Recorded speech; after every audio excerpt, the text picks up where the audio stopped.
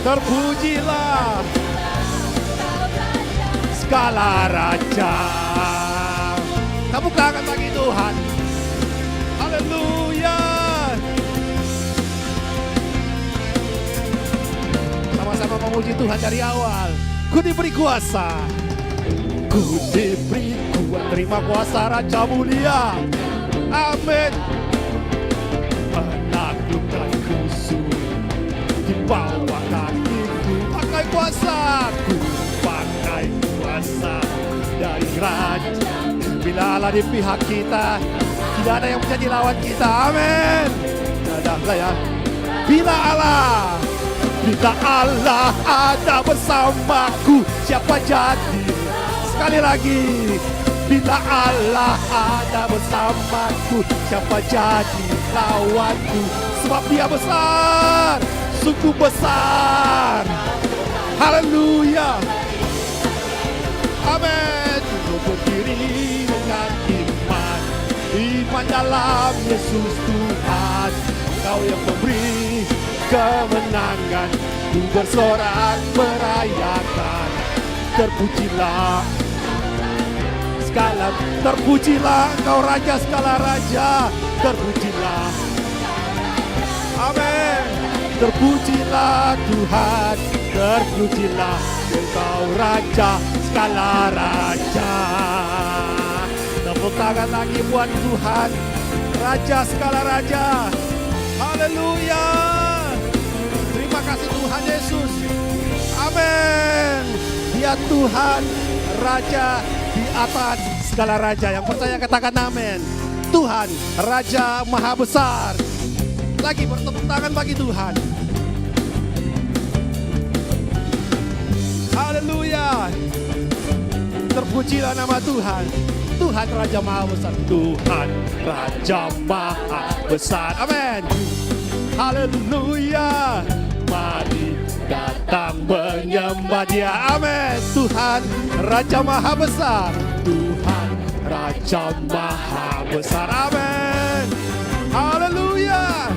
Mari datang menyembah Dia. Sebab Dia pencipta. Dia pencipta dunia ini. Amin. Dia membentuk gunung-gunung, kehadirannya datanglah. Mari bersyukur. Amin. Haleluya. Dengan bersuka bernyanyilah. Dia batu keselamatan. Puji Dia Tuhan Raja Maha Besar. Haleluya. Segala pujian bagi Tuhan. Tuhan Raja Maha Besar. Tuhan Raja Maha Besar.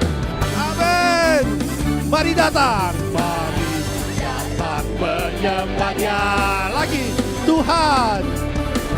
Tuhan Raja Maha. Dia Maha Besar. Haleluya. Mari datang. Mari datang menyembah Dia. Sebab Dia pencipta dunia ini. Sebab Dia membentuk gunung-gunung, kehadirannya datanglah. Mari bersyukur. Amin. Dengan bersuka bernyanyilah. Dia batu keselamatan. Pujilah Dia Raja Maha. Dengan bersyukur. Haleluya. Dengan bersuka bernyanyilah. Dia batu keselamatan. Puji Dia Raja Maha. Tuhan Raja. Tuhan Raja Maha. Sambil mengangkat tangan kita katakan Tuhan. Tuhan Raja Maha Besar. Amin. Haleluya. Tepuk tangan yang paling meriah buat Tuhan Raja Maha Besar. Amin. Puji Tuhan. Silakan duduk kembali Bapak Ibu Saudara sekalian. Tuhan Yesus memberkati kita semua. Kami bersyukur untuk kasih setia Tuhan yang tidak pernah meninggalkan kehidupan kami sedetik pun. Engkau Allah yang setia di dalam hidup kami. Hari ini kami mau belajar tentang kesetiaan bersama dengan Tuhan. Dan kami mau berkomitmen tetap setia sampai Tuhan datang kembali. Terima kasih Tuhan Yesus. Terima kasih Tuhan.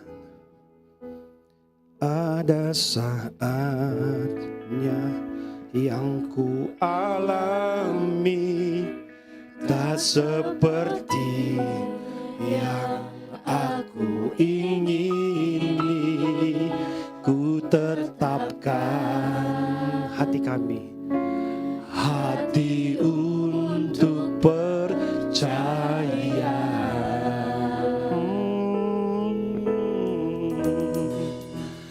Ada saatnya yang ku hadapi, seringkali aku tak mengerti. Ku memilih untuk tetap setia, untuk tetap setia. Nyanyikan. Sampai akhir di hidupku, ku kan tetap menyembahmu. Terima kasih Tuhan Yesus. Seumur hidupku, sampai kami menutup mata sekalipun ya Tuhan, sampai ku menutup mata, ku kan tetap. Terima kasih Tuhan Yesus. Oh, biar kau dapati, ku hamba-Mu yang setia. Dari awal nyanyikan bersama-sama. Ada saatnya yang ku alami, tak seperti yang aku ingini. Ku tetapkan, haleluya, hati untuk percaya. Haleluya. Ada saatnya yang ku hadapi, seringkali aku tak mengerti. Ku memilih untuk tetap setia kepada Tuhan, untuk tetap setia. Nyanyikan bersama. Sampai akhir hidupku, kan tetap menyembahmu. Terima kasih Tuhan Yesus.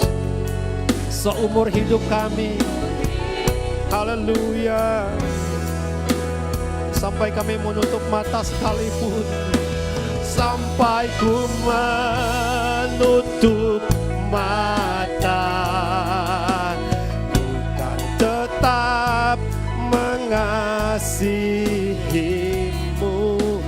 Biar kau dapati, ku hamba-Mu yang setia.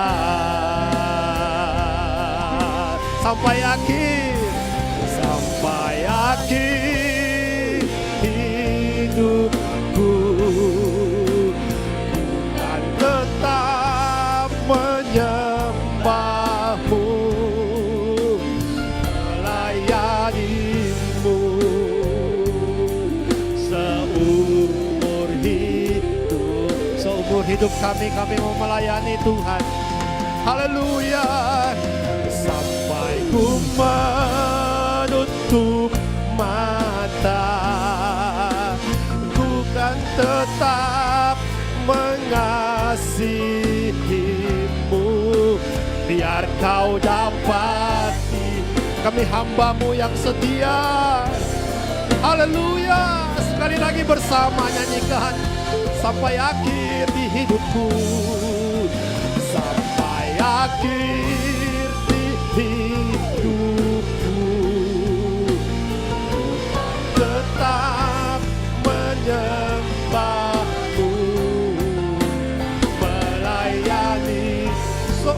hidup kami, seumur hidupku.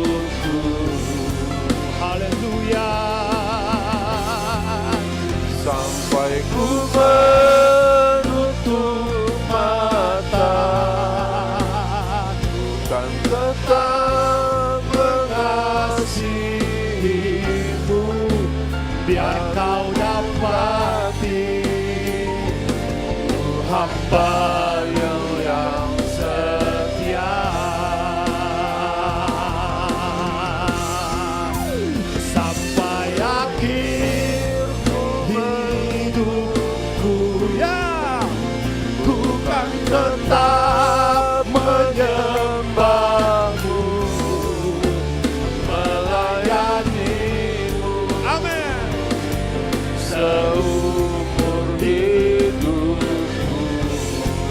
ya Tuhan. Sampai ku menutup mata,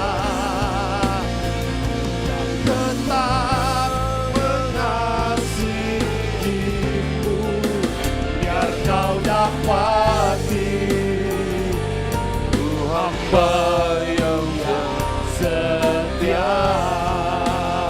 Biar kau dapati, biar kau dapati ku hamba yang setia. Biar kau dapati ku hambamu yang setia.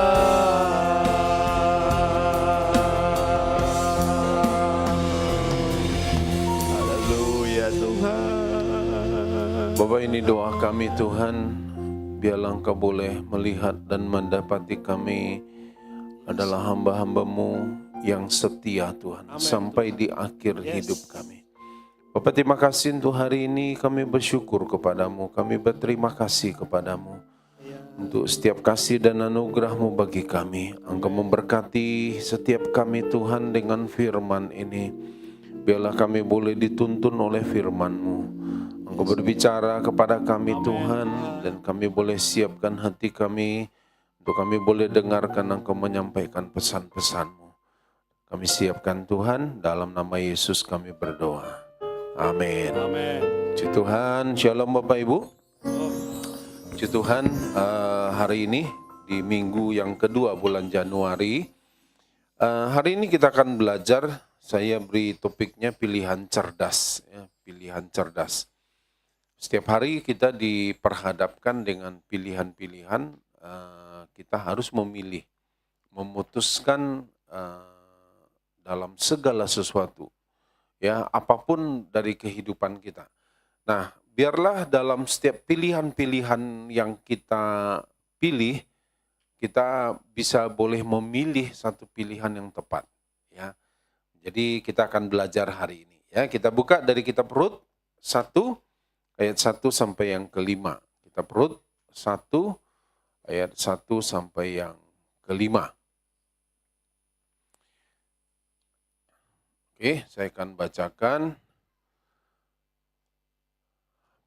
Pada zaman para hakim memerintah, ada kelaparan di tanah Israel, lalu pergilah seorang dari Betlehem Yehuda beserta istrinya dan kedua anaknya, laki-laki, ke daerah Moab untuk menetap di sana sebagai orang asing.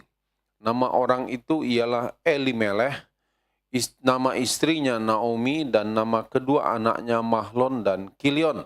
Semuanya orang-orang Efrata dari Betlehem Yehuda. Dan setelah sampai ke daerah Moab, diamlah mereka di sana. 3. Kemudian matilah Elimeleh, suami Naomi, sehingga perempuan itu tertinggal dengan kedua anaknya. Keduanya mengambil perempuan Moab, yang pertama bernama Orpa, yang kedua bernama Rut, dan mereka diam di situ kira-kira 10 tahun lamanya. Lalu matilah juga keduanya, yakni Mahlon dan Kilion, sehingga perempuan itu kehilangan kedua anaknya dan suaminya. Ya, nah, saya coba mulai dengan arti daripada nama-nama ini. Bethlehem itu artinya itu kota roti. Ya, jadi Bethlehem itu artinya kota roti.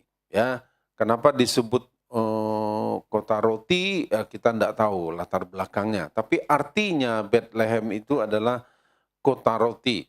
Nah, kalau nama Elimelech, Elimelech itu artinya Allahku adalah raja. Allahku adalah raja. Naomi artinya manis. Ya, Mahlon artinya itu sakit-sakitan atau lemah. Ini arti sakit-sakitan atau lemah. Kilion itu artinya kerusakan atau kelemahan atau terbuang sia-sia. Ini artinya. Ya. Kenapa Elimelech sama Naomi kemudian memberi nama anaknya Mahlon dan Kilion? Tentu mereka punya latar belakang, ya ada dasarnya. Tapi biasanya begini, setiap orang tua memberi nama anak, tentu ada yang dia harapkan nanti dari anak itu. Ya, melalui nama-nama itu dia kepingin anaknya itu seperti yang disebutkan. Nah, Elimelech dan Naomi kasih nama anak laki-lakinya dua orang ini Mahlon. Apakah Mahlon begitu lahir sudah sakit-sakitan? Mungkin dari kecil bisa jadi. Tapi biasanya orang tua kasih nama dulu baru tahu kondisi anak. Betul ya? Nah ini tidak tahu kenapa, apakah dia ganti nama, tapi disebutkan namanya itu sakit-sakitan. Kemudian Kilion artinya sudah anak pertama sakit-sakitan, yang kedua kerusakan atau kelemahan atau terbuang sia-sia. Nah ini lebih parah. Nah, saudara bisa bayangkan kalau saudara punya anak namanya kolera. Yang kedua disentri. Yang ketiga apa lagi? Mah. Saudara bisa bayangkan setiap hari saudara panggil nama anak kolera, disentri, sakit tipes. Jadi nah, anak ini di setiap hari dipanggil oleh bapaknya, dipanggil oleh teman-temannya, dipanggil oleh tetangganya, dipanggil oleh orang lain sesuai dengan panggilan nama itu. Jadi saudara, dan kalau kita lihat saudara, akhirnya terjadilah di usia muda, ya di usia muda, Mahlon dan Kilion meninggal. Nah, Elimelech ini artinya kan bagus. Allahku adalah raja. Ya, orang tuanya memberi nama mengharapkan bahwa Allahku adalah raja. Dan kemudian orang tuanya Naomi juga kasih nama anak perempuannya Naomi, manis. Tapi kenyataannya mereka tinggal di kota roti, tapi di kota roti terjadi kelaparan. Nah ini seperti pepatah kita berkata, tikus mati kelaparan di dalam lumbung yang penuh makanan. Nah ini kan gitu ya, kota roti tapi di sana terjadi kelaparan. Ini kan paradoks ya, bertentangan. Kenapa bisa? Harusnya kan di kota roti orang kenyang. Namanya kota roti, tapi ternyata di sana di kota roti tidak ada roti gitu ya. Ada kelaparan karena tidak ada roti. Nah, kenapa kok bisa terjadi di tempat yang dimana Tuhan berjanji daerah itu daerah yang baik? Karena ini kan zaman sesudah Abraham ini ya. Tuhan berjanji ya, minggu lalu kita belajar tentang Yosua, kita lihat bagaimana Tuhan orang Israel itu menikmati tinggal di tanah Kanaan. Tapi hari itu terjadi bahwa ada kelaparan di kota roti itu. Nah, kita coba lihat mengapa ada kelaparan. Kita coba kalau Bapak Ibu yang punya Alkitab, kita coba mundur sebelum kitab Rut, namanya kitab Hakim-Hakim. Ya, karena Rut tadi dikatakan mereka ini Elimelech, Naomi itu mereka pada zaman para hakim-hakim memerintah. Jadi di zaman itu kenapa kok bisa terjadi kelaparan? Ya, Jadi ini jadi pelajaran buat kita Bapak Ibu, jangan sampai kita anak Tuhan tapi justru yang terjadi yang sebaliknya. Yang seharusnya Tuhan lakukan ini ternyata tidak kita alami. Berarti ada sesuatu. Satu tanda tanya, mengapa? Ya. Nah, kita lihat dari Hakim-Hakim pasal 21 ayat 25. Ya. Satu ayat sebelum saja daripada kitab Rut itu, ya. Hakim-Hakim 21 ayat 25. Pada zaman itu, pada zaman Elimeleh, kelaparan di kota roti itu, dikatakan tidak ada raja di antara orang Israel. Baca sama-sama. 2, 3. Setiap orang, apa? 2, 3. Setiap orang berbuat apa yang benar menurut pandangannya sendiri.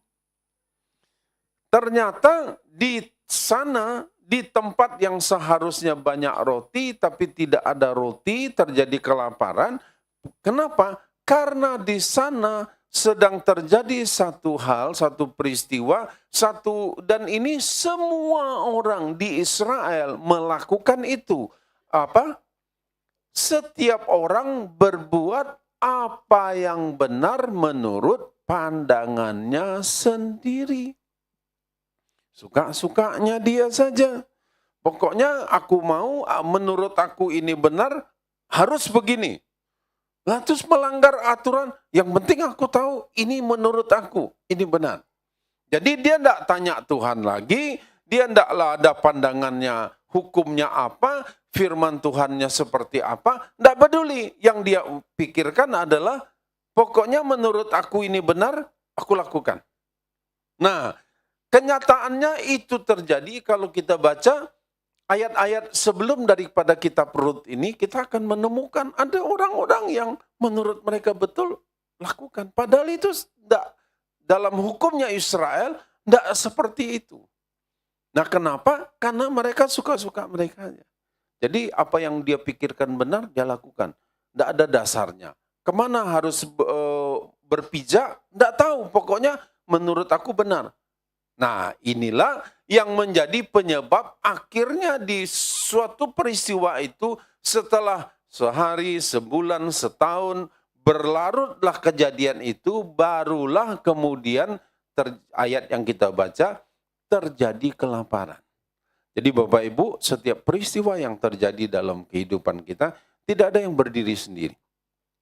Ya, tidak ada yang berdiri sendiri. Selalu akan ada akibat dari yang lalu, atau apa yang kita lakukan hari ini akan berakibat di yang akan datang. Ya, jadi sekali lagi tidak ada yang berdiri sendiri saja. Ini yang harus kita pahami. Ya, nah untuk itu Bapak Ibu, sekali lagi kalau Bapak Ibu yang masih ada rencana punya anak, ya jangan sembarang kasih nama. Ya, jangan sembarang kasih nama. Berilah nama yang engkau harapkan akan terjadi. Tentu hal-hal yang baik, ya. Jadi jangan kasih nama anak Corona. Nanti Corona yang dikasih aja nama Coronawati gitu. Kalau anak perempuan, nanti yang susah terjadi ya. Ada banyak hal yang nanti sesuai dengan nama itu terjadi ya. Nah, jadi karena apa yang kemudian Elimeleh sekeluarga lakukan, karena dia menurut dia benar, di sini kelaparan, kita cari tempat yang ada rotinya. Pergilah mereka dari Bethlehem menuju ke Moab. Padahal firman Tuhan berkata, kalau kita lihat di Tuhan itu tidak boleh mereka itu pergi keluar, pergi ke tempat asing itu tidak boleh. Apalagi kemudian dia kawin dengan orang Moab, Mahlon Kilion ini. Ya, orang tuanya menyetujui. Nah, ini jadi satu kesalahan dibiarkan memunculkan kesalahan-kesalahan yang lain. Jadi Bapak Ibu kalau satu dosa itu harus diselesaikan. Kalau dosa ini tidak diselesaikan, maka dia akan memunculkan dosa-dosa yang berikutnya. Satu kebohongan kalau tidak diselesaikan, dia akan memunculkan kebohongan-kebohongan berikutnya. Jadi kita mesti tahu, mesti memahami yang seperti ini, ya. Dan mereka ini seperti itu dan akhirnya kemudian yang terjadi Elimeleh mati di Moab, ya. Dan kemudian tidak lama kemudian mati juga dua anak laki-laki ini. Nah, jadi di sini kita lihat akibatnya Elimelech mati di Moab, Mahlon dan Kilion anak laki-lakinya mati juga. Si Naomi kehilangan suami dan dua anak laki-lakinya. Jadi tinggallah 3 orang janda dalam satu rumah. Iya kan? Saya mau bikin topiknya ini 3 janda dalam satu rumah. Tapi orang nanti bilang, khotbah apa ini? Kayak kan? Oh, bukan meremehkan maksudnya yang janda. Tapi kan ini Naomi jadi janda. Ya kan? Mahlon, Orpa jadi janda, Ruth jadi janda. Jadi 3 janda dalam satu rumah dia ini. Nah, sudah lihat, dia mengharapkan sesuatu yang baik, ternyata justru kehancuran yang terjadi. Jadi ini pengalaman buat kita gini Bapak Ibu. Jangan tinggalkan Tuhan Yesus. Karena kalau di luar Tuhan Yesus, kelihatannya sesaat engkau dapat. Ini kan sesaat nih, kalau ini kita berandai-andai nih, menurut Bapak Ibu nih, Elimelech, kemudian Naomi, Mahlon dan Kilion, waktu dia pindah ke Moab, dia punya sesuatu enggak? Sebelum anaknya kawin nih, sebelum Elimelech mati, punya sesuatu enggak? Saya yakin punya. Kalau enggak mungkin si Orpa sama Ruth mau kawin sama Mahlon. Coba nih yang anak perempuan nih. Sudah tahu nih ada laki-laki itu enggak punya apa-apa. Terus kerja enggak punya. Apa aja enggak ada. Kira-kira mau kawin enggak? Sama orang itu. Mau kawin enggak? Demi cintaku padamu. Gitu kira-kira kawin juga. Saya yakin enggak akan mau. Meskipun dirayu-rayu seperti saya bilang, salagi ado ampera 12.000 ide Jawanya. Kira-kira mau ini yang perempuan mau enggak kawin dengan laki-laki begitu? Enggak, saya yakin Orpa dan Ruth pun enggak akan mau kawin. Kalau sampai Mahlon dan Kilion itu enggak punya apa-apa. Ya, jadi analisa kita, dia pindah ke Moab, dia dapat sesuatu sesaat. Tapi yang kita orang seringkali lupa, dia dapat sesuatu dan dia akan kehilangan lebih banyak. Ya, jadi di luar Tuhan Yesus mungkin orang dapat sesuatu, bisa dapat sesuatu. Tapi perhatikan, dia dapat sesuatu hanya sesaat dan dia akan kehilangan lebih banyak. Itu pasti. Ya. Kenyataan membuktikan yang seperti itu.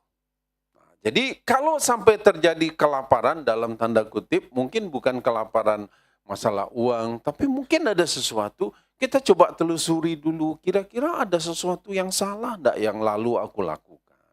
Ada sesuatu yang aku enggak tepat enggak yang hari ini aku buat. Sehingga terjadi kelaparan itu, ada sesuatu. Kalau terjadi sesuatu, pasti ada sebabnya. Tidak mungkin tiba-tiba ini terjadi. Nah, dan kalau ini terjadi, kemudian yang penting jangan tinggalkan Tuhan Yesus. Karena orang tinggalkan Tuhan Yesus, dia akan kehilangan banyak hal. Ya. Nah, jadi di sini kita lihat akibatnya seperti itu.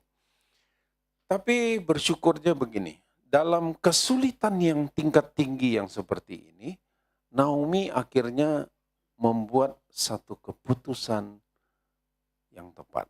Nah, ini yang saya katakan pilihannya cerdas. Di saat-saat sulit. Nah, sekalipun kita tahu dia hidup pahit dan kemudian dia salah-salahkan Tuhan. Ya, kita lihat, tapi kita lihat keputusannya dia. Rut 1 ayat 6.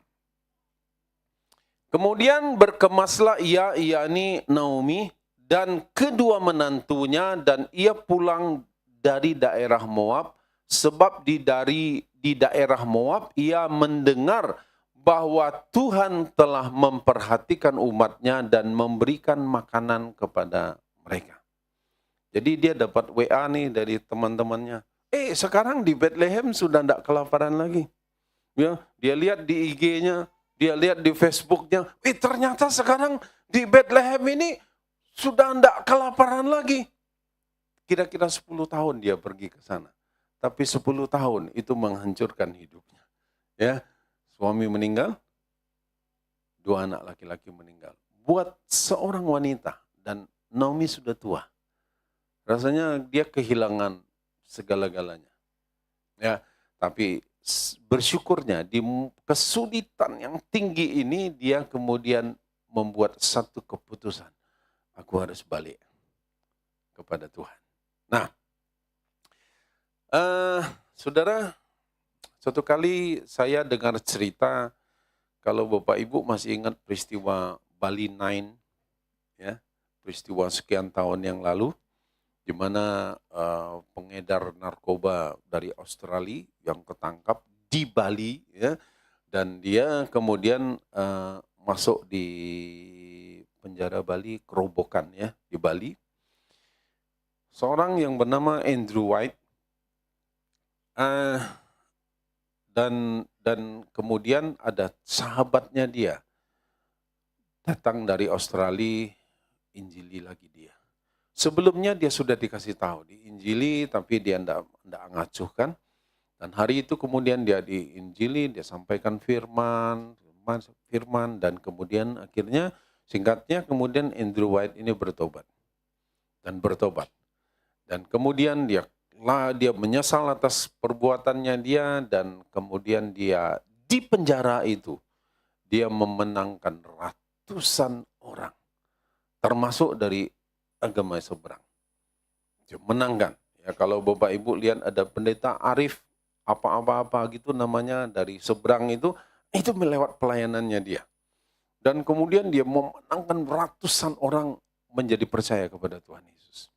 Nah, saudara, dia menyesal dengan apa yang dia sudah lakukan dan kemudian dia berbalik. Berbalik kepada Tuhan itu adalah pilihan cerdas. Ya, apapun yang kita alami Bapak Ibu, jangan tinggalkan Tuhan. Jangan tinggalkan pengharapanmu kepada Tuhan Yesus. Mungkin kita merasa bahwa sudah terlalu lama Tuhan. Sudah rasanya tidak kuat aku lagi. Tapi pilihan yang tepat, pilihan yang cerdas adalah tetap punya pengharapan bahwa Yesus pasti akan tolong kita. Ya, nah, saudara, dalam beberapa hal dari kehidupan kita mesti belajar ngambil keputusan. Ya, dalam persiapan khotbah ini, dalam doa kemudian Tuhan itu kayak memberikan impresi dalam hati saya, nanti kamu kasih tahu kepada 2 orang ini untuk dia sampaikan kesaksian di sini. Nah, kesaksian tentang apa? Tentang keputusan yang dia lakukan dan kemudian lihat dampaknya. Apa yang dia alami. Nah, hari ini ada 2 orang ibu yang mau disaksikan. Nanti, kok kenapa cuma 2? Ya, saya dapatnya itu cuma 2 orang. Tapi kalau 5 orang nanti, saya tidak ada khotbah lagi. Mari, Ibu Sil dulu apa Billy dulu? Ibu Sil, mari sini Ibu Sil. Pak Victor, mic-nya yang mana pakai? Ini nyala? Atau yang di sini? Ini. Oke. Bu Sil ini dulu pakai jimat Bu Sil. Nah, maksudnya jimat catatan ya, jangan. Jadi waktu pernikahan saya yang bimbing dulu, yang lalu, ya. Dan kemudian ada banyak nasihat-nasihat yang saya berikan, tapi kemudian kita lihat bagaimana dia memulai usaha. Saya tahu dulu waktu dia mulai usaha masih kontrak, dan kemudian barang-barangnya seperti Malam Kudus, ya, sunyi sepi maksudnya, ya enggak banyak, ya, tapi apa yang Tuhan buat kemudian bagaimana kemudian keputusan-keputusan dia terakhir kemudian dia mau melayani. Silakan Bu Sil, jangan lama-lama ya Bu Sil. Shalom, saudara-saudara terkasih. Saya Di sini aja Bu Sil. Besok-besok boleh khotbah. bimbingan dari Pak Beni, Bu Esther, menjadi Bapak Rohani, Ibu Rohani, terutama juga Oma, yang banyak memberi nasihat kepada saya. Jadi, saya kali ini membicarakan tentang yang perpuluhan yang saya kasih, yang perpuluhan dan pelayanan. Karena kalau mau jujur, perpuluhan ini sangat berat. Kalau kalau di kalau jujur ya berat lah gitu kan. Tetapi saya hanya taat aja, taat menjalankan perpuluhan karena saya pegang ayat dari Maleakhi 3 ayat 10 yang mengatakan, bawalah seluruh persembahan persepuluhan itu ke dalam rumah pembendaharaan supaya ada persediaan makanan di rumahku, dan ujilah aku, firman Tuhan semesta alam. Apakah aku tidak membukakan bagimu tingkat-tingkat langit dan mencurahkan berkat kepadamu sampai berkelimpahan. Saya hanya pegang ayat itu. Ketika membuka toko, ada dapat bonus, tetap saya kasih perpuluhan sampai saat ini. Dan saya tidak pernah mengharapkan perpuluhan, yang penting tidak mengharapkan maksudnya tidak Mengharapkan ada balasan. ada balasan, karena saya merasa perpuluhan itu memang haknya Tuhan, bukan hak saya. Karena tanpa Tuhan mungkin saya tidak akan bisa mendapatkan bonus. Dan pada bulan-bulan kemarin sebelum bencana alam, keadaan toko kan sepi. Daya beli masyarakat turun, jadi omset saya tuh jauh turun setengahnya. Jadi saya mengambil keputusan saya akan memberhentikan pegawai-pegawai untuk pengurangan biaya-biaya. Tetapi di saat saya mau mengambil keputusan siapa yang mau diberhentikan, tiba-tiba datang bencana alam dan datanglah Bapak KDM ke toko. Dan saya tidak menyangka sama sekali karena di daerah pertokoan saya itu semuanya toko semuanya. Jadi Bandar Ulu. Jadi kenapa Bapak KDM memilih toko saya? Itu pun saya pasti berasal dari Tuhan. Dan juga waktu penyediaan barang, semua penyediaan barang itu kayaknya dilancarkan saja. Apa yang menjadi permintaan Pak KDM, barang itu tersedia. Jadi sampai saya juga heran, semuanya tersedia. Terus waktu kemudian datang ajudan Pak KDM, ini untuk ketemu di hotel yang kedua kalinya. Jadi Bapak KDM bertanya, kenapa ya bisa semuanya cepat Ibu sediakan barang dan tepat waktunya. Dia pun Bapak KDM juga heran gitu. Jadi saya bilang, ya mungkin itu Tuhanlah yang bekerja. Karena saya bukan pendukung Bapak KDM juga ya, tapi saya rasa Tuhan tuh mempertemukan kita kepada orang yang benar gitu. Tepat. Dan tepat. Jadi dia tulus membantu, maka Tuhan memperluruskan jalannya melalui saya untuk menyediakan barang untuk dia. Akhirnya dia meminta untuk yang kedua kalinya lagi. Dan akhirnya viral, dan toko yang dari orang yang tidak kenal di toko saya, akhirnya banyaklah yang belanja di toko. Dan banyak langganan-langganan baru yang datang ke toko.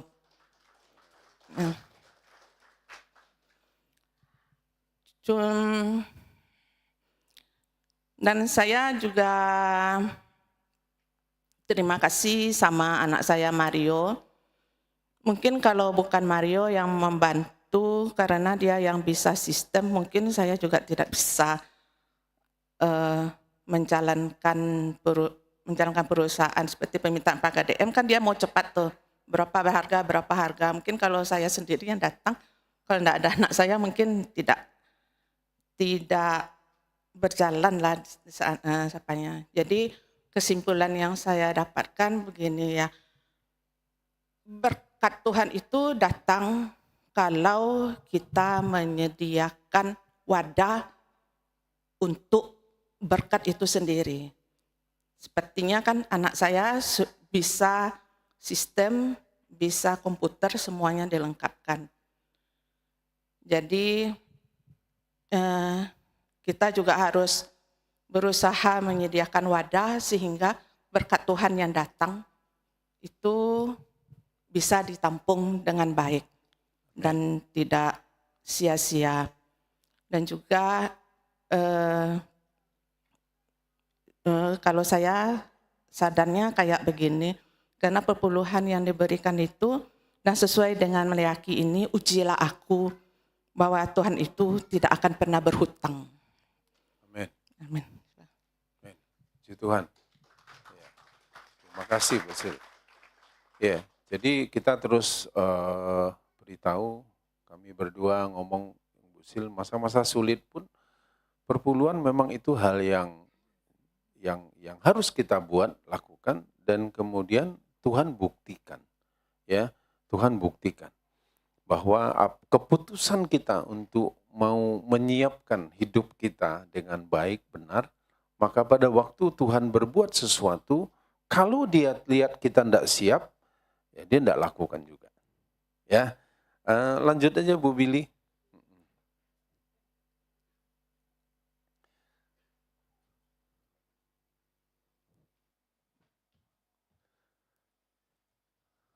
Bapak Ibu, Halo.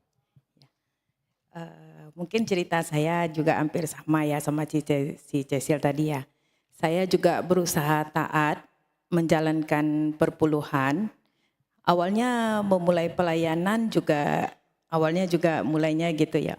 Ya, pada waktu, mungkin Ya. kalau Bapak Ibu boleh lihat di YouTube saya, kesaksian Ibu Billy dulu ya. Ya, Jadi saya dia memutuskan mendapat waktu itu kesembuhan. sakit, jadi waktu itu kemudian dia bilang malam hari sebelum berangkat untuk tindakan di Malaysia, dia bilang gini, sembuh tidak sembuh saya akan melayani. Ya, tapi Tuhan buat mujizat, ya dari yang tidak mungkin jadi mungkin, jadi sembuh. Ya, terus saya mulai pelayanan, terus saya taat, dan saya memulai usaha yang baru. Di saat saya putuskan bayar perpuluhan, di situ juga Tuhan mulai langsung tunjukkan Tuhan yang pimpin usaha saya. Apapun yang terjadi di dalam itu, semuanya Tuhan campur tangan. Kayak misalnya kasir saya mulai curang, itu tiba-tiba ketahuan aja. Terapisnya yang mulai nakal, berbuat macam-macam gitu. Itu bisa keluar dengan sendirinya. Tanpa ada usaha saya yang mengeluarkan orang. Bisa dia keluar dengan sendirinya. Saya yakin ya itu tidak mungkin kalau bukan Tuhan yang campur tangan. Tidak mungkin usaha saya bisa berkembang secepat ini. Ya, dari satu jadi Dari dua ya. satu ke dua itu jaraknya cuma 8 bulan. Sampai sekarang juga masih maju terus dan kita pasti usahakan untuk yang ketiga secepatnya. Puji Tuhan, kita doain supaya sudah selesai. Oke. Ya. Pada waktu mereka memutuskan untuk mau lakukan apa yang firman Tuhan katakan, maka Tuhan bela. Kenapa? Yang Tuhan bela siapa? Firman-Nya. Dan firman itu akan melakukan apa yang dikatakannya dalam firman itu. Jadi bagian kita adalah kita mau mesti putuskan, mengambil pilihan cerdas itu. Oke, ini firman Tuhan. Jangan menurut apa yang ada di pikiran kita sendiri. Ya, nah, pilihan cerdasnya Naomi ternyata memberi dampak Kepada siapa? Kepada Rut menentunya. Dan kalau kita lihat dari Rut 1 ayat 16 dan 17, kemudian bagaimana dikatakan, tetapi kata Rut, janganlah desa aku meninggalkan engkau dengan pulang dengan tidak mengikuti engkau. Sebab kemana engkau pergi, ke situlah juga aku pergi. Di mana engkau bermalam, di situ jugalah aku bermalam. Bangsamulah bangsaku dan Allahmu lah Allahku. Dari mana engkau mati, aku pun mati di sana. Dan di sanalah aku dikuburkan. Beginilah kiranya Tuhan menghukum aku, bahkan lebih lagi daripada itu, jikalau sesuatu apapun memisahkan aku dari engkau selain daripada maut. Saudara, Rut ini tahu enggak bahwa kalau dia pulang dengan mertuanya, dia akan hidup susah. Tahu enggak? Tahu dia. Kenapa? Naomi sudah tidak punya apa-apa. Dia sudah tinggalin tanahnya, barangkali rumahnya sudah hancur, sudah sekian tahun ditinggalin, udah hancur. Dia pulang tidak tahu mau tinggal di mana, mau makan seperti apa. Kan belum ada BPJS dulu, belum ada BLT. Kan dia bisa minta, aku nih sudah janda nih, ada BLT lah. Kan tidak ada yang itu jaminan. Dan Rut akan melakukan itu dan dia tahu dia akan hidup susah. Dia akan susah. Untuk makannya aja susah, apalagi untuk makan berdua. Dan Naomi sudah tua, tidak bisa lagi bekerja. Tapi dia memutuskan. Nah, pilihannya ini saya percaya berdampak dari apa yang Naomi putuskan. Jadi, gini Bapak Ibu, para orang tua dan kita sebagai anak Tuhan, keputusan-keputusan yang kau lakukan, percayalah, itu akan memberi dampak kepada anak-anak. Pada waktu engkau berani mengambil keputusan untuk kemudian katakan, ya aku putuskan untuk hidup benar. Percayalah, anakmu akan lihat itu. Dan dia akan memilih pun pilihan yang tepat dalam kehidupannya dia. Saya ingat kesaksian, kalau Bapak Ibu boleh lihat di YouTube-nya Marcia Sela ya. Dulu artis terkenal, sekarang pun masih terkenal dia. Dan kemudian di usia diceritakan, saya tidak menceritakan aibnya dia karena dia yang menceritakan dan saya mengulang kembali ya bagaimana di usia 19 dia hamil di luar nikah dan dia memutuskan kemudian untuk tidak menggugurkan anak ini dan dia pelihara. Besar sampai anak ini lahir dan kemudian dia sampai suatu saat dia bercerita kepada anaknya. Setelah anaknya cukup besar dan dia bercerita kepada anaknya bahwa kenapa dia seperti itu. Dia ceritakan, mama salah. Tapi mama minta kamu tidak mengulang kesalahan yang sama. Dia ceritakan kenapa kamu lahir karena begini, ini. Di luarnya seharusnya tidak begitu. Harusnya orang diberkati dulu di pernikahan, baru kemudian punya anak. Tapi kamu seperti ini. Tapi dia mengambil keputusan dan kemudian anaknya pun bilang dia memutuskan untuk mau hidup benar. Jadi keputusan yang orang tua ambil itu akan berdampak kepada anak-anak. Jadi hati-hati dalam ambil pilihan. Ya, hati-hati dalam memutuskan sesuatu. Jangan menurut pandanganmu sendiri. Ingat ya, jangan menurut pandangan sendiri aja. Tapi coba lihat, kira-kira firman Tuhan bilang apa nih? Kira-kira Tuhan ini bilang apa nih? Sesuai enggak? Kalau aku buat ini sesuai enggak? Atau cuma pintar-pintarnya aku aja? Nah ini penting ya. Oke. Nah jadi kita lihat gini. Malapetaka dan kesulitan yang dialaminya membuat Naomi ini terluka. Dan pahit dia. Ya, Rut 1 ayat 13. Katakan begini.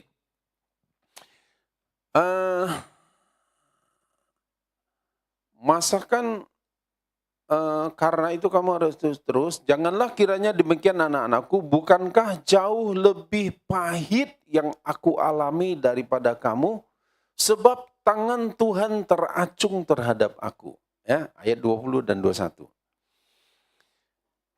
Ini waktu dia sudah sampai di Bethlehem, kemudian dibilang ini, tetapi ia berkata kepada mereka, karena orang-orang bilang, Naomi pulang, Naomi balik lagi, Naomi kamu udah kembali lagi. Nah kemudian Naomi jawab gini, janganlah sebutkan aku Naomi, sebab sebutkanlah aku Mara, sebab yang Maha Kuasa telah melakukan banyak yang pahit kepadaku. Namanya Naomi manis, dia bilang ganti aja Mara. Mara itu artinya pahit. Ada yang mau ganti nama? Jangan ya, jangan ganti nama Mara.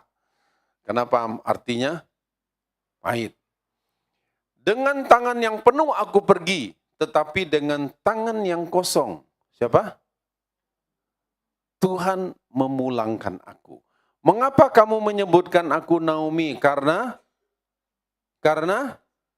Tuhan telah naik saksi menentang aku dan yang Maha Kuasa telah mendatangkan malapetaka kepadaku. Kalau orang pahit, yang dia salahkan pasti Tuhan. Yang dia salahkan selain Tuhan, orang lain. Coba kalau suamiku tidak mati. Coba kalau anakku tidak mati. Karena aku tidak begini. Coba kalau dia tidak buat gini. Karena aku tidak begini. Coba kalau Tuhan tidak begini. Kenapa begini? Kenapa begini? Kenapa begini? Yang disalahkan selalu Tuhan dan orang lain.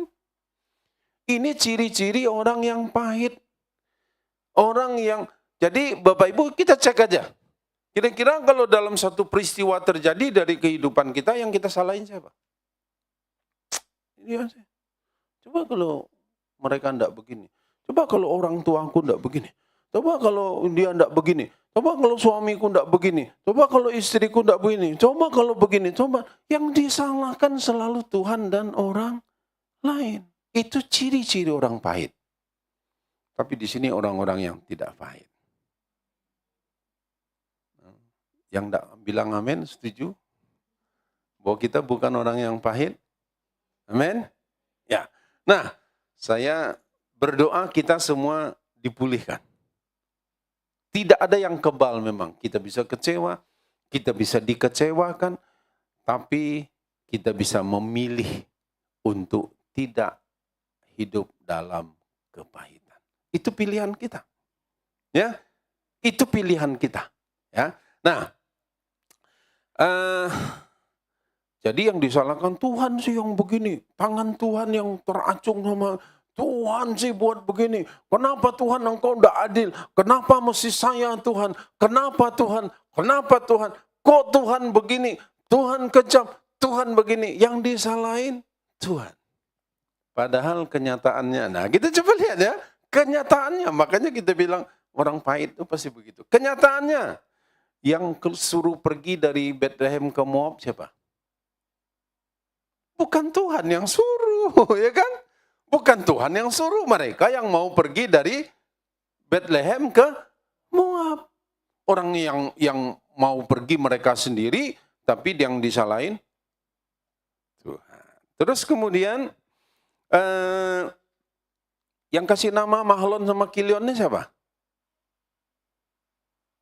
Apa Tuhan yang kasih nama mereka? Kan mereka sendiri yang kasih nama anaknya. Makanya hati-hati kasih nama anaknya itu kan. Yang kasih nama Mahlon sama Kilion sakit-sakitan, menderita, tidak pernah senang. Ya terjadilah sama dia dan anaknya. Karena ini ya. Kemudian Naomi pulang sendirian enggak? Dengan tangan penuh. Loh, sekarang coba lihat. Memangnya penuh tangannya berangkat. Orang di sana kelaparan. Kalau dia tangannya penuh, ngapain dia pergi? Gitu ya. Kira-kira begitu ya. Berarti dia pergi pun karena dia mengharap sesuatu yang lebih baik di Moab.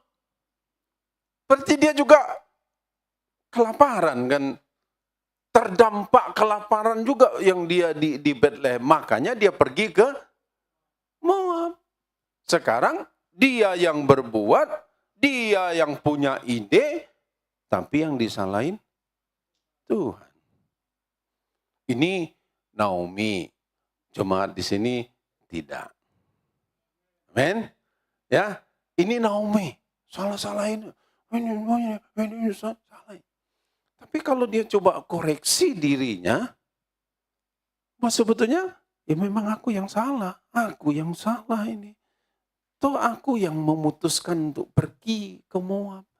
Toh aku yang mengizinkan anakku kawin sama orang Moab. Toh aku yang begini, bukan salah Tuhan. Karena apa? Karena yang tadi Hakim-Hakim 21 ayat 25, karena semua orang berbuat menurut apa yang benar, menurut pandangannya sendiri. Ya. Nah, tapi hebatnya gini.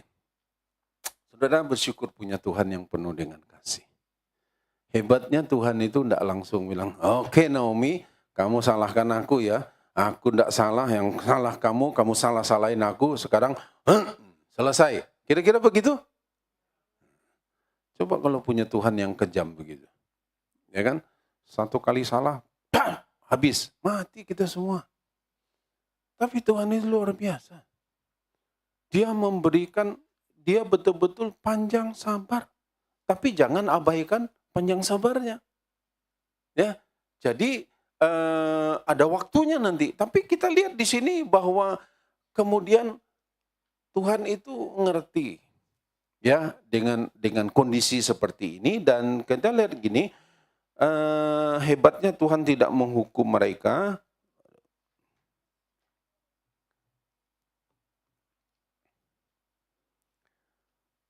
Ya, jadi hebatnya Tuhan tidak menghukum mereka. Nah, jadi saudara, di sini kita melihat bahwa apa yang mereka menaungi keputusan ini. Jangan abaikan kasih Tuhan. Mungkin kita berpikir gini, selama ini saya tidak kasih perpuluhan, saya sehat-sehat juga. Selama ini saya tidak kasih perpuluhan, usaha saya bagus. Saya tidak kasih perpuluhan, buktinya saya hidup. Tapi jangan pernah abaikan gitu, saudaraku. Ya, tadi Bu Billy bilang tiba-tiba saja ketahuan. Tiba-tiba ada orang lain bilang bisa begini ya, di tempat kamari itu bisa begini ya. Loh, kenapa begitu? Loh, ini ada chatnya, ini ada WA-nya begini. Berhenti. Kenapa? Karena dia membuka aibnya sendiri. Nah ini ketahuan kenapa? Dari mana? Ketaatan kita seperti Maleakhi tadi kan bilang kan gitu ya. Pada waktu kita melakukan itu, maka Tuhan akan menghardik belalang pelahap. Tuhan yang menghardik bagian kita, ya lakukan aja bagian kita. Maka bagian Tuhan akan buat itu terjadi. Nah, saudara, jadi gereja kita juga belajar tetap, kita kan ada bagian kita. Jadi dari bagian gereja pun kita konsisten, kita kasih juga perpuluhannya ke pusat gitu ya. Nah, kita belajar. Oke, ini bagiannya. Jadi jangan nanti kita yang mengajarkan orang lain tapi kita tidak lakukan. Tidak mungkin. Tidak mau saya begitu ya. Jadi secara pribadi pun kita belajar, kami belajar konsisten aja. Pokoknya kami bagian kita lakukan. Nah, dan Tuhan yang buktikan. Jadi Tuhan yang membuktikan. Jadi saya berharap Bapak Ibu kita bisa setelah ini kita bisa memutuskan. Oke, aku mau lakukan firman. Aku mau taat, aku mau lakukan ini. Aku lakukan firman. Sesuai dengan firman. Jangan sesuai dengan apa yang menurut pandangan sendiri benar.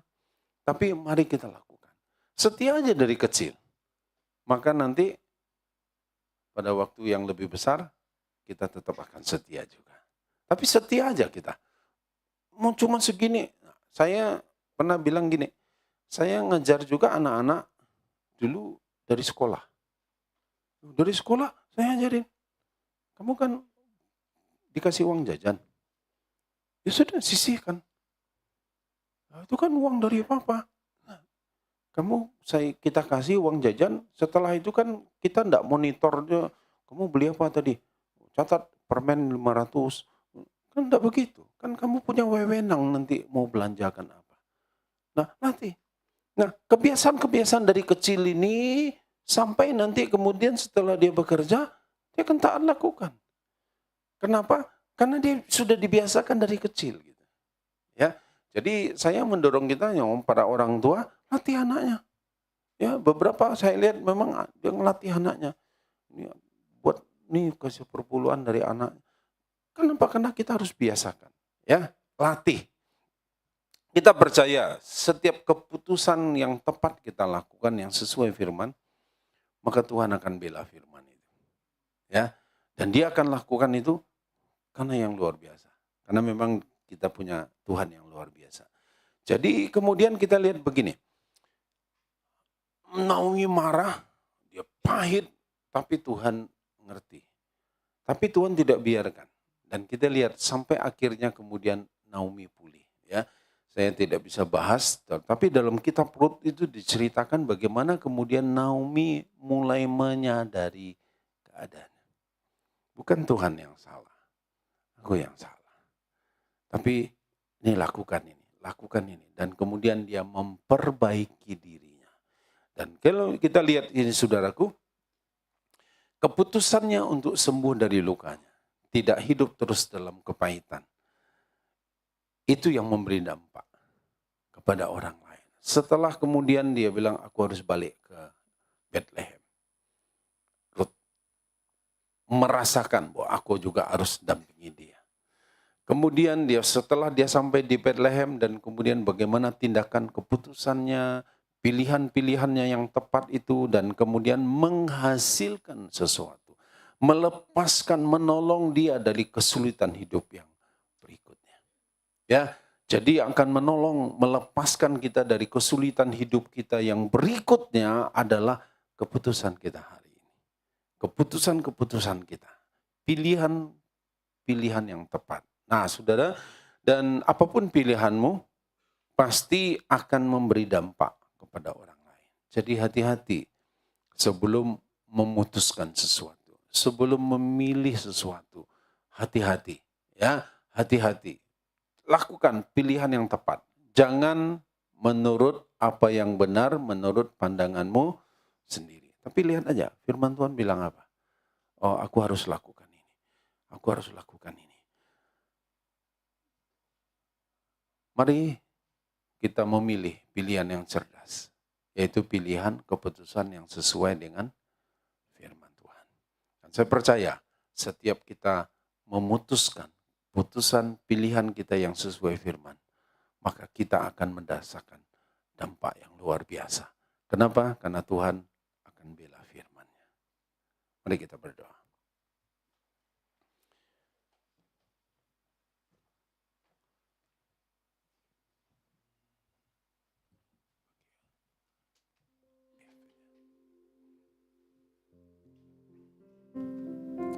Terima kasih Tuhan, terima kasih Bapa untuk hari ini.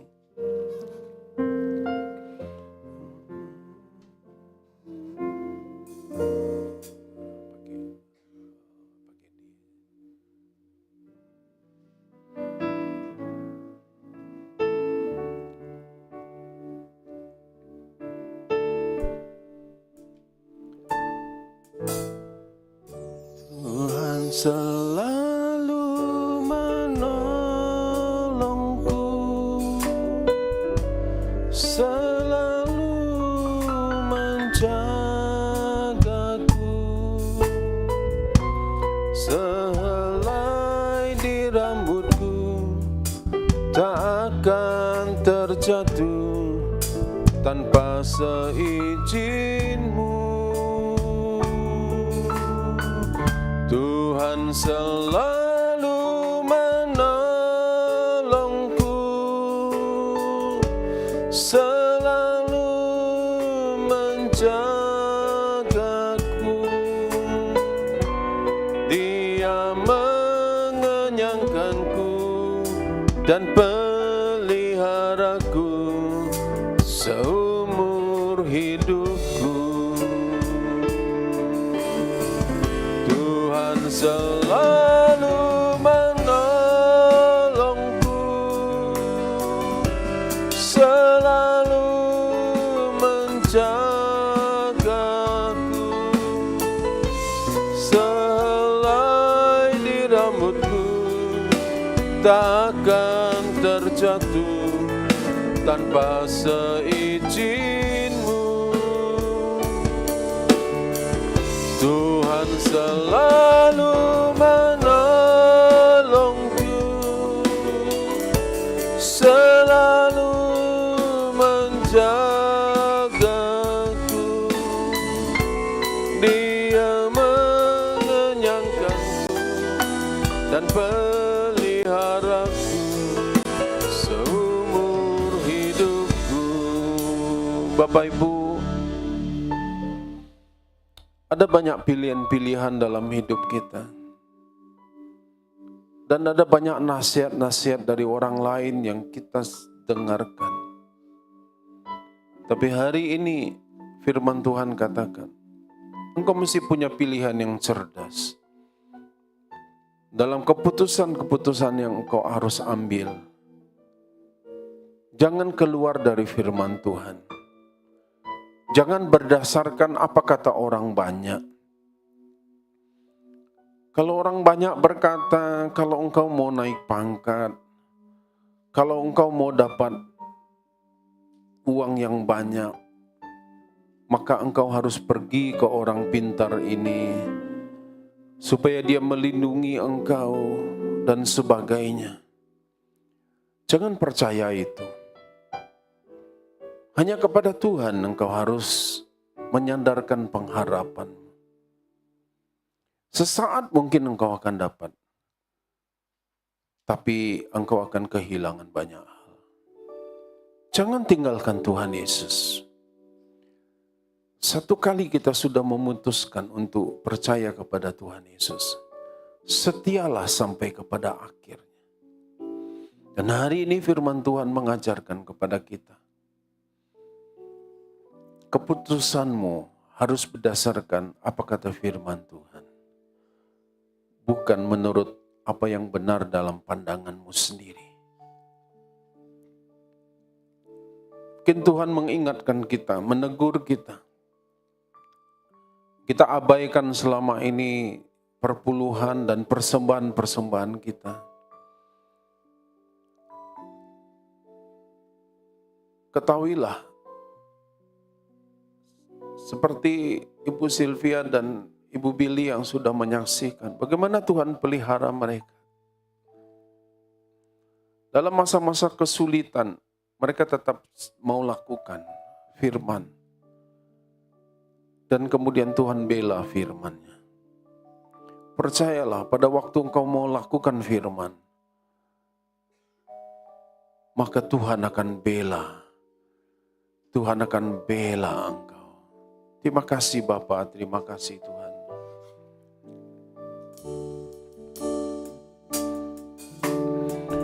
Tuhan selalu menolongku,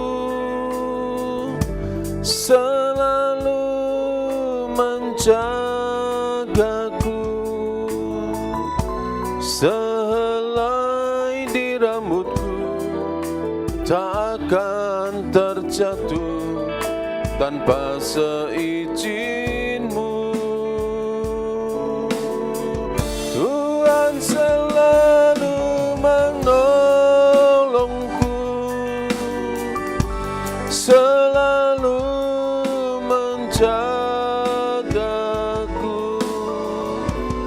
Dia mengenyangkanku dan peliharaku seumur hidupku. Kita nyanyi sekali lagi, katakan, Tuhan selalu menolongku, selalu menjagaku. Dia takkan terjatuh tanpa seizin-Mu. Tuhan selalu menolongku, selalu menjagaku. Dia mengenyangkanku dan peliharaku seumur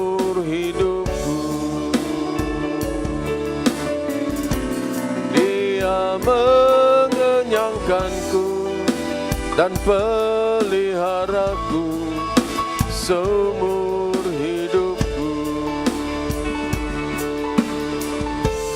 Dia mengenyangkanku dan peliharaku seumur hidupku.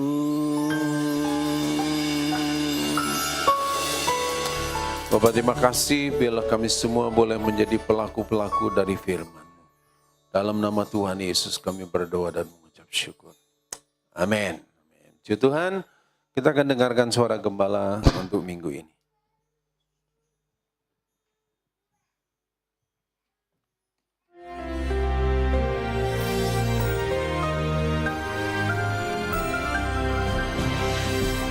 Shalom warga kerajaan. Kitab Rut itu adalah kitab yang sangat-sangat inspiratif.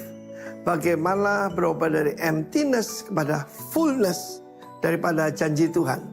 Nah, kita melihat pada waktu minggu yang lalu saya sampaikan bagaimana Orpa, menantu daripada Elimelek dan Naomi, mengambil keputusan yang dia pikir ya itu cari aman. Dia kembali kepada rumah orang tuanya dan tinggal tetap di Moab. Tetapi setiap orang yang beriman harus berani jadi risk taker.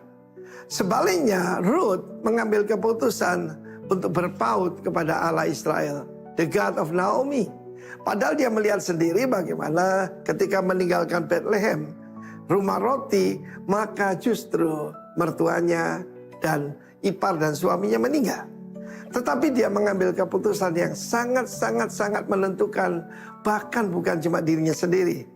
Dan terakhir bahkan dia menurunkan kings, raja-raja. Dari silsilah Yesus ada 5 wanita di sana, yang di tengah ini ada Ruth, Tamar, Rahab, Ruth, lalu kemudian istri Uria. Sebetulnya saya disebut istri Uria dan Maria. Dan semuanya berani mengambil keputusan yang tepat sekali. Nah, sebagai contoh sekarang bagaimana keluar daripada keadaan yang terpuruk itu. Banyak orang punya yaitu pola pikir fatalisme. Kelihatannya noble ya, kita mesti menerima saja. No, rencana Tuhan adalah rencana shalom. Rencana damai sejahtera. Tidak ada rencana penderitaan, rencana kehancuran, rencana kebinasaan, tidak ada. God is the God of the saving cry. Allah yang mendengar cerita umatnya. Dan kita lihat dalam pasal kedua, kalau kemarinnya itu be decisive, jadilah pengambil keputusan, harus ngambil decision. Seperti saya katakan, decisionmu hari ini menentukan masa depanmu. Yang kedua ini adalah be diligent, jadilah rajin. Jangan ada yang fatalisme, ini memang sudah nasib saya. Yang paling menyedihkan di Bali, saya pernah pergi ke satu desa yang isinya semua pengemis. Mereka yakin bahwa memang mereka sudah tentukan untuk jadi pengemis. Kalaupun mereka kembali ke sana, profesinya cuma satu, yaitu pengemis. No, kita tidak dipanggil jadi pengemis. Dan karena itu bangsa-bangsa ini perlu mendengar Yesus yang jadi miskin supaya kita jadi kaya. Terserah orang mau menuduh saya apa, itu firman Tuhan. Dan firman Allah berkata, dia mengambil keputusan cleaning. Cleaning itu mengambil sisa-sisa yang tercecer. Daripada kalau orang kaya itu ternyata dikatakan have to be in the field of Boaz. Bukan disebutkan kebetulan, happen. Saudara, itu pimpinan Roh Kudus. Kenapa? Dia menghormati orang tuanya. Dan dia minta izin pada mertuanya yang miskin. Kalau mertua kaya banyak yang mau baik, saudaraku. Dan di sana dia bekerja dari sampai malam tanpa istirahat. Dan itu menarik perhatian daripada the master, yaitu Boaz. Firman Tuhan dikatakan Boaz is a mighty man of wealth. Gibor Israel, seorang yang punya karakternya hebat. Dan saudaraku, Boaz gambaran Yesus. Ruth gambaran saudara dan saya. Dan firman Allah mengatakan Ruth artinya friendly. Kalau saudara mau berhasil dalam hidup ini, you must be friendly. Tentu saja saudaraku, apalagi kita orang miskin, you must be friendly. Dan ada orang, kita memerlukan bantuan orang lain. Karena itu, be diligent. Dia bekerja dengan rajin. Bekerja dengan tanganmu, dan Tuhan akan memberkati engkau. Sudah begitu banyak contohnya. Contohnya lain kali ya. Sekarang tentang Ruth, the Moabite, janda Moab, dan berakhir sebagai apa? Nenek daripada King David. God bless you. Amin. Pemeliharaanmu. Begitu juga dengan gembala kami di daerah Sumatera Barat ini Tuhan. Berkati dan lindungi Bapak Pendeta Yohanes Beni dan Ibu Esther beserta keluarga. Kami serahkan ke dalam tangan-Mu gembala kami ada di tempat ini. Kami percaya penyertaan, perlindungan dan pemeliharaan Tuhan sempurna adanya. Terima kasih Tuhan, pada kesempatan ini kami juga berdoa buat gereja-gereja cabang yang ada di Sumatera Barat, khususnya GBI Rock ya Bapa di sorga. Berkati dan lindungi gereja GBI Rock yang ada di Bukit Tinggi, yang ada di Payakumbuh, yang ada di Pangkalan, dan juga yang ada di Kepulauan Mentawai. Berkati gembala dan jemaat Tuhan yang ada di sana. Berkati usaha dan pekerjaan mereka Tuhan, kami percaya Engkau Allah yang memberkati mereka dengan segala kelimpahan. Kami juga berdoa Tuhan pada kesempatan ini buat bangsa dan negara kami. Berkati dan lindungi bangsa negara kami Tuhan. Berkati para pemimpin kami, baik kepolisian maupun TNI ini Tuhan Yesus. Berikan mereka roh yang takut akan Engkau, sehingga mereka boleh menjalankan roda pemerintahan ini dengan benar, jujur, adil di hadapan Tuhan. Dan juga kota kami, Kota Padang, Tuhan berkati kota kami, Kota Padang. Jauhkan kota kami dari segala mara bahaya Tuhan. Lindungi kota kami Tuhan, kami percaya penyertaan dan pemeliharaan-Mu dalam hidup kami di kota ini sempurna adanya. Terima kasih Tuhan, kami juga berdoa buat jemaat Tuhan yang ada di tempat ini maupun di rumah saat ini Tuhan. Dengan berbagai persoalan di hidup yang ada Tuhan, kami percaya Engkau tahu segala isi hati kami dan yang ada tersembunyi bagi-Mu. Tuhan berkati Tuhan, seandainya ada saudara kami saat ini yang mengalami sakit penyakit, kami mohon anugerah kesembuhan turun atas kehidupan mereka Bapa di sorga. Dengan bulu-bulu mereka menjadi sembuh. Dan sekiranya ada lemah Tuhan, kuatkan mereka. Yang berbeban berat Tuhan beri kelegaan, yang terikat beri kelepasan, sehingga kehidupan mereka tidak kesusahan dan menderita. Dan bila nama Tuhan Yesus semakin ditinggikan dan dianggungkan dalam kehidupan mereka Tuhan. Terima kasih Tuhan, berkati jemaat Tuhan yang ada di tempat ini saat ini Tuhan Yesus. Berkati keluarga demi keluarga, berkati usaha dan pekerjaan Tuhan, berkati setiap anak-anak kami, yang balita yang lagi sekolah maupun yang ada di perguruan tinggi. Berikan mereka kepintaran dan kecerdasan Bapa di sorga, sehingga kelak itu boleh terjadi dalam kehidupan mereka apa mereka cita-citakan. Dan bila nama Tuhan yang semakin dianggungkan. Berkati juga setiap persembahan jemaat-Mu pada hari ini Tuhan Yesus, yang memberikan persembahan ucapan syukur, yang memberikan persembahan diakonia ataupun perpuluhan. Bapa di sorga, kami percaya Engkau Allah yang memberkati dengan segala kelimpahan setiap tangan-tangan yang memberi pada siang hari ini. Terima kasih Bapa di sorga buat siang hari ini Tuhan. Atas segala kebaikan dan kemurahan Tuhan dalam kehidupan kami. Biarlah firman-Mu ini Tuhan menjadi pelita bagi kaki kami dan terang bagi jalan kehidupan kami. Kami mau menjalani hidup kami pada hari-hari yang akan datang. Kami percaya Engkau ada bersama dengan kami. Menolong, melindungi, memberkati kami dengan segala kelimpahan. Dan biarlah nama Tuhan Yesus yang semakin diagungkan dan kami permuliakan dalam hidup ini. Tuhan Yesus, sebelum kami berpisah dari tempat ini Tuhan, izinkan kami menerima berkat-Mu melalui perantaraan daripada hamba-Mu. Mari Bapak Ibu kita mengarahkan hati kepada Tuhan, kita mengangkat tangan kita. Sudah indikasi oleh Tuhan, pulang dan terimalah berkat yang berlimpah dari Allah Bapa, kasih, damai dan sukacita dari Yesus Kristus anaknya, dan persekutuan dengan Allah Roh Kudus yang menyertai kehidupanmu, mulai dari saat ini dan bahkan sampai selama-lamanya. Semua yang percaya dan diberkati, mari bersama-sama katakan, amin. Puji Tuhan, selamat hari Minggu. Tuhan Yesus memberkati Bapak Ibu sekalian. Shalom. Shalom.